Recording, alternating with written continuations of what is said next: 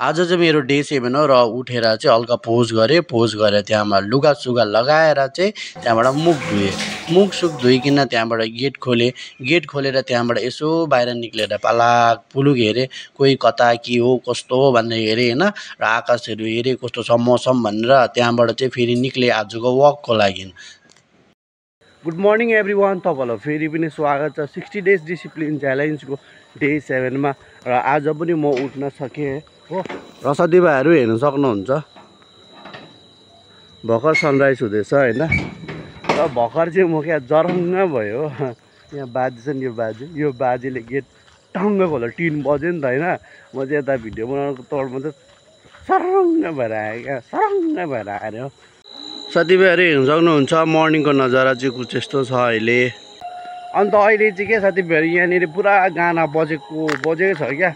बिहान 4 बजीतिर सायद 4 बजीदेखि बजेको होला हो। अहिले पूजा आउन आँट्यो नि त, दुर्गा पूजा आउन आँट्यो हो। त्यही कारणले गाना बजेको छ हो। चराचरङ्गीको आवाज सुन्दै आज चाहिँ मैले फर्स्टमा वक गरेँ। वक गरिसकेर चाहिँ मैले त्यहाँबाट स्ट्रेचिङहरू गरेँ। जहिले पनि वर्कआउट गर्नुभन्दा अगाडि चाहिँ म फर्स्टमा स्ट्रेचिङ गर्छु र तपाईँहरू पनि स्ट्रेचिङ गर्नुहोस्। स्ट्रेचिङ गरेन भने चाहिँ नसाहरू कता के भइरहेको हुन्छ थाहा हुँदैन होइन। र त्यही कारणले तपाईँलाई इन्जरी पनि हुनसक्छ। र त्यही कारणले तपाईँहरू पनि फर्स्टमा चाहिँ स्ट्रेचिङ गर्नुहोस्। स्ट्रेचिङ गरेर चाहिँ वार्मअप गरेँ। त्यहाँबाट चाहिँ फेरि पुसअप्स गरेँ। पुसअप्स चाहिँ 15-15 गरेर 3 सेट गरेँ।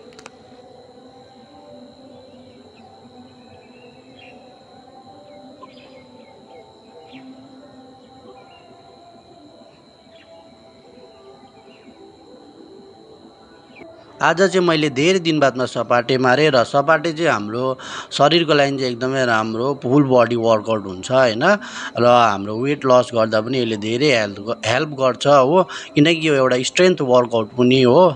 सपाटे चाहिँ मैले 3 सेट गरेँ 10-10 गरेर।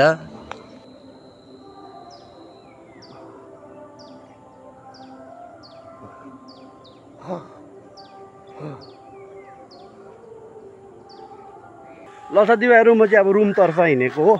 घाम पनि चर्किसक्यो होइन। अब रुमतिर जान्छु र आज चाहिँ म गएर मार्छु पुलअप्स। आज चाहिँ मैले पुलअप्स ज्यादा गर्नु सकेन किनभने आज मैले सपाटे मारेको थिएँ हो। त्यही कारणले ज्यादा गलेकोले होला एनर्जी नै नआएको होइन। र जति सक्यो मैले त्यति नै आज पुलअप्स गरेँ।